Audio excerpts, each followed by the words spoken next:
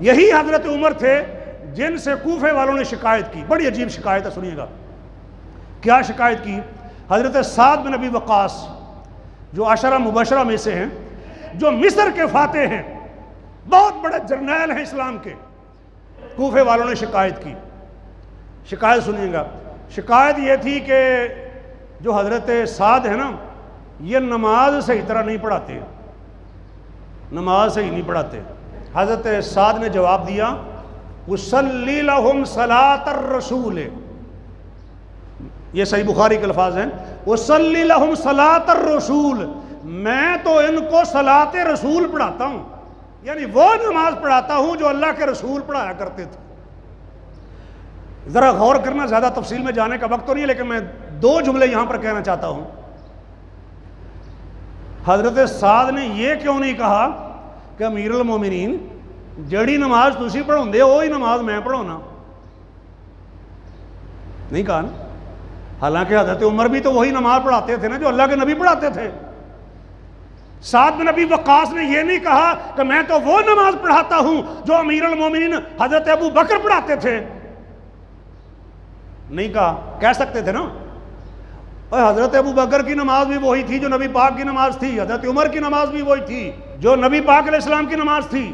لیکن سعد بن ابی وقاص نے اپنی نماز کو خلیفۃ المسلمین کی طرف ریفر نہیں کیا, حالانکہ خلفائے راشدین کی اتباع کا بھی حکم ہے, حدیث پاک میں حکم ہے, علیکم بسنتی وسنت الخلفاء الراشدین المہدیین, وہ خلفاء جن کی اطاعت کا حکم ہے, جن کی پیروی کا حکم ہے.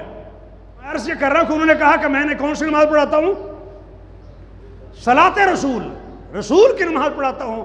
آپ سے کوئی پوچھے ہاں کون سی نماز پڑھتے ہو, جواب کیا ہونا چاہیے؟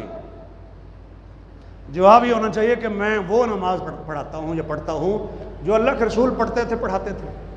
اعتراض ختم ہو گیا. کوفے والوں سے پوچھا, ایک ایک سے پوچھا, تمہارا سعد بن ابی وقاص کے بارے میں کیا خیال ہے؟ سب لوگوں نے اچھی بات کی کہ بہت اچھے ہیں, نیک ہیں, ٹھیک ہے, کوئی مسئلہ نہیں ہے.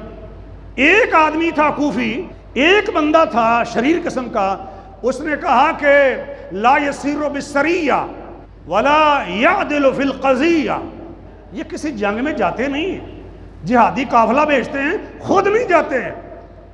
حالانکہ جو سپاہ سالار ہوتا ہے اس کا ہر قافلے میں جانا کوئی ضروری تو نہیں ہوتا نا جی, اس نے تو مینج کرنا چیزوں کو, قافلے بھیجنے ہیں, کبھی خود بھی جائے گا, موقع ہوگا. نبی علیہ السلام سارے غزوات میں تو نہیں گئے نا, گئے بھی ہیں اور بھیجا بھی ہے, سارے انتظامات کیے آپ علیہ السلام نے. انہوں نے کہا لا یسیر بالسریہ ولا یعدل فی القضیہ, یہ فیصلہ کرنے میں عدل نہیں کرتے, فیصلہ کرتے ہیں تو صحیح فیصلہ نہیں کرتے. لا یقسم بالسویہ, جو چیزیں تقسیم کرتے ہیں اس میں برابری نہیں کرتے. حضرت سعد کہتے ہیں اللہ اگر یہ آپ کا بندہ جھوٹا ہے, یہ نہیں کہا کہ چونکہ یہ میرا مخالف ہے, میرے اوپر الزام لگا رہا ہے تو میں اس کی عزت کا لحاظ نہ رکھوں. کہا اللہ یہ اگر آپ کا بندہ جھوٹا ہے, اس کو فتنوں کا شکار کر دینا, فَعَتِلْ عُمْرَ, اس کی عمر لمبی کر دینا, وَعَتِلْ فَقْرَ, فقر و فاقہ اس کا زیادہ کر دینا, اور اس کو فتنوں کا شکار کر دینا. پھر کیا ہوا؟ صحیح بخاری. پھر یہ ہوا کہ وہ آدمی کی عمر لمبی ہو گئی, کھانے پینے کے لیے بھی کچھ نہیں ہے. یتعرض للجواری, رات چلتے ہوئے لڑکیوں کو چھیڑتا ہے. کوئی بدبخت ہو تو کہیں بھی ہو سکتا ہے, مدینے میں بھی ہو سکتا ہے, مکے میں بھی ہو سکتا ہے. لڑکیوں کو چھیڑتا ہے, ظاہر لڑکیوں کو چھیڑ کے بڑھاپے میں ذلیل و رسوائی ہوگا نا, ذلیل و رسوا ہوتا ہے.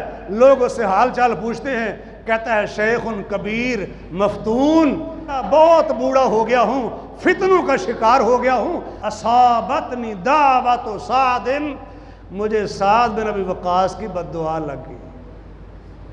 اللہ, سعد بن ابی وقاص کی بد دعا لگی. بد دعا کرنا مظلوم کا جائز, معاف کر دیں اچھا ہے, بد دعا کرنا جائز ہے. ظالموں کے لیے نبی علیہ السلام بھی قنوت نازلہ کرتے رہے, ظالموں کے لیے بد دعا کرتے رہے.